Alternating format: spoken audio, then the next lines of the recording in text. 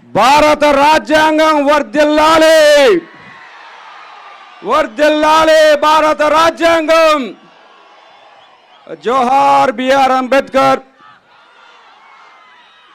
జై భీమ్.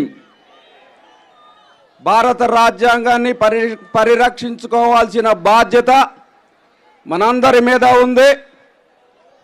అందరికీ నమస్కారం. రా కదలిరా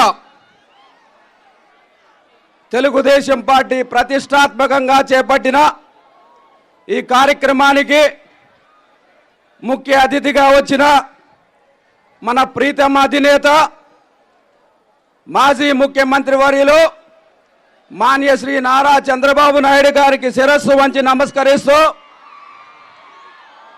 అలానే వేదిక మీద ఉన్న అతిరథ మహారథులందరూ కూడా పేరు పేరున నమస్సుమాంజలి. మరి ముఖ్యంగా ఈనాటి సభకు భారీగా తరలి వచ్చిన తెలుగుదేశం పార్టీ జన సైనికులందరికీ కూడా ప్రత్యేక నమస్కారాలు తెలియజేస్తూ, రా కదలిరా తిరువూరు నియోజకవర్గ ప్రజలందరూ ఎన్టీఆర్ జిల్లా వ్యాప్తంగా మన అధినాయకుడు చంద్రబాబు నాయుడు గారికి మద్దతు తెలియజేయాల్సిన అవసరం మనందరి మీద కూడా ఉంది. ఎందుకంటే ఒక్క అవకాశమని అధికారంలోకి వచ్చిన జగన్మోహన్ రెడ్డి ముఖ్యంగా దళితులకు చేసిన అవమానము అంతా ఇంత కాదు. ఒక మాటలో చెప్పాలి అంటే జగన్మోహన్ రెడ్డి దళిత ద్రోహి. జగన్మోహన్ రెడ్డి దళిత ద్రోహి అని చెప్పడానికి చాలా కారణాలు ఉన్నాయి. ఉదాహరణకు చెప్పుకుంటూ వెళ్తే, మాదిగలకు మా కార్పొరేషన్ ఏర్పాటు చేశానని చెప్పి, అలానే మాల సామాజిక వర్గాన్ని కూడా కార్పొరేషన్ ఏర్పాటు చేశానని చెప్పి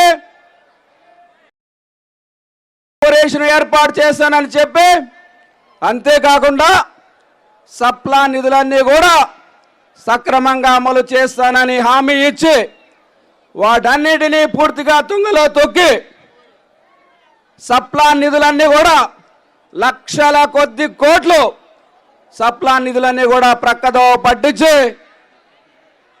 ఆ కార్పొరేషన్ని పూర్తిగా నిర్వీర్యం చేసిన ఘనత జగన్మోహన్ రెడ్డి. అందుకే జగన్మోహన్ రెడ్డి దళిత ద్రోహి. అంతేకాదు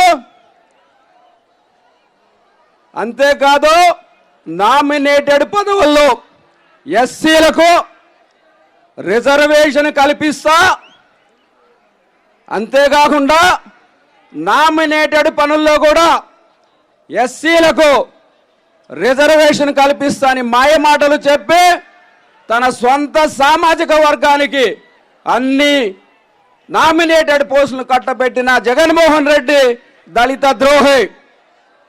ఇంకా చెప్పుకుంటూ వెళ్ళాలంటే జగన్మోహన్ రెడ్డి అధికారాలు 31 మంది దళితులు హత్య గావించబడ్డారు. అంతేకాకుండా 60,000 మందికి పైగా దళితుల మీద కేసులు పెట్టారు. ఇంతటితో జగన్మోహన్ రెడ్డి ఆగకుండా ఎస్సీల మీదనే అట్రాసిటీ చట్టం పెట్టి ఆ చట్టాన్ని అవమానించిన జగన్మోహన్ రెడ్డి నిజమైన దళిత ద్రోహి. ఇంకా చాలా ఉన్నాయి చెప్పుకుంటూ వెళ్తే. ఇది ఒక విధంగా ఉంటే, మన అధినాయకుడు చంద్రబాబు నాయుడు గారు ఒక విజనరీ. అధినాయకుడు చంద్రబాబు నాయుడు గారు ఒక విజనరీ, కష్టపడి మనస్తత్వం ఉన్న నాయకుడు, నిజాయితీ పరుడు. ఒక విజనరీ అని ఎందుకు అంటున్నానంటే, మనం చూసాం చంద్రబాబు నాయుడు గారు ఒక విజన్ ఇచ్చారు అంటే దానికి ఒక నిబద్ధత ఉంటుంది. ఒక నిబద్ధతతో ముందుకు తీసుకువెళ్తారు. నిజాయితీ పరుడు జగన్మోహన్ రెడ్డి, అలానే వాళ్ళ నాన్న వైఎస్ రాజశేఖర్ రెడ్డి ఎన్ని అక్రమ కేసులు పెట్టినా అవి అక్రమ కేసులుగానే నిలిచిపోయాయి, కానీ అది నిరూపితం కాలేదు. మరి ముఖ్యంగా మన నాయకుడు, కష్టపడే మనస్తత్వం ఉన్న నాయకుడు, 2 ఉదాహరణలు చెప్పాలంటే, రోజుకి 18 గంటలు ఈ ఆంధ్రప్రదేశ్ రాష్ట్ర అభివృద్ధి కోసం, సంక్షేమం కోసం 18 గంటలకు పైగా రోజుకి పనిచేసే సమర్థత ఉన్న నాయకుడు. అంతేకాదు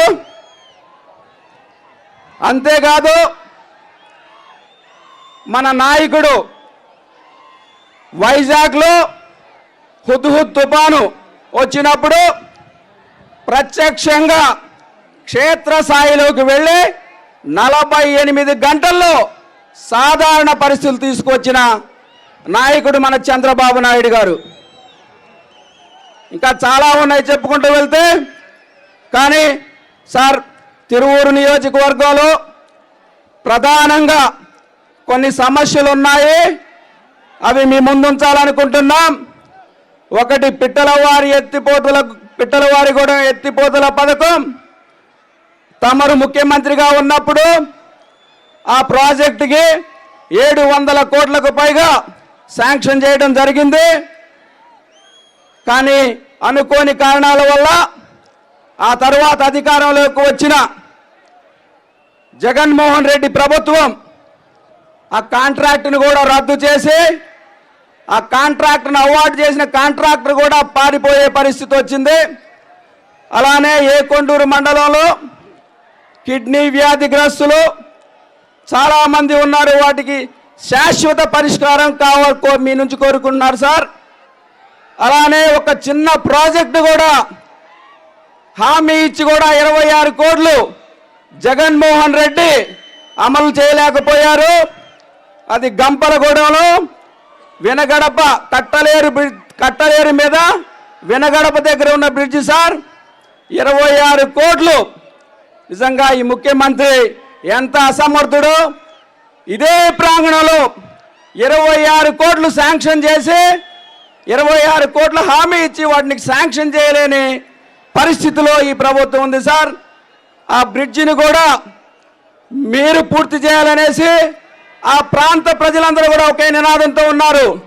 బాబు రావాలి, బ్రిడ్జి కట్టాలి, బాబు రావాలి, బ్రిడ్జి కట్టాలన్న నినాదంతో ఉన్నారు.